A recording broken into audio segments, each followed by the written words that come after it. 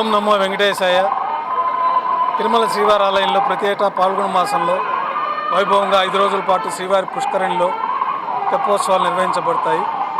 ఈ తెప్పోత్సవాల్లో భాగంగా పాల్గొన మాసం ఏకాదశితో ప్రారంభమయ్యి పూర్ణిమతో పూర్తయ్యే విధంగా తిరుమల సాంప్రదాయంలో ఈ తెప్పోత్సవాలు నిర్వహించబడుతూ ఉన్నాయి.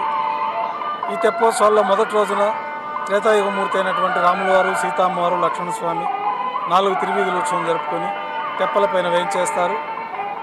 నాదం వేదం గానం నడుమ ముమ్మార్లు అష్టదిక్కులు హారతులు అందుకుంటూ విహరిస్తూ పుష్కరంలో భక్తులను అనుగ్రహిస్తారు. ఇక రెండో రోజు తెప్పోత్సవాల్లో భాగంగా కృష్ణస్వామి వారు ద్వాపరయుగమూర్తి రుక్మిణి అమ్మవారితో సహా తిరువీధుల ఉత్సవం పూర్తి చేసుకొని తెప్పల్లో వేయించేస్తారు.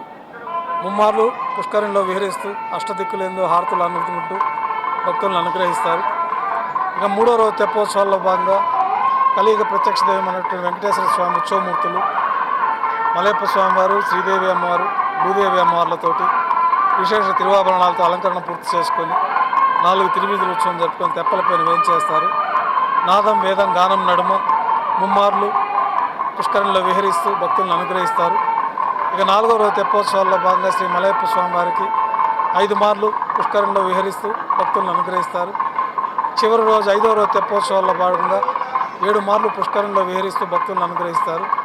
ఈ తెప్పోత్సవాల సందర్భంగా మొదటి 2 రోజులు శ్రీవారి ఆలయంలో సహస్ర దీపాలంకరణ సేవ రద్దు చేయబడింది.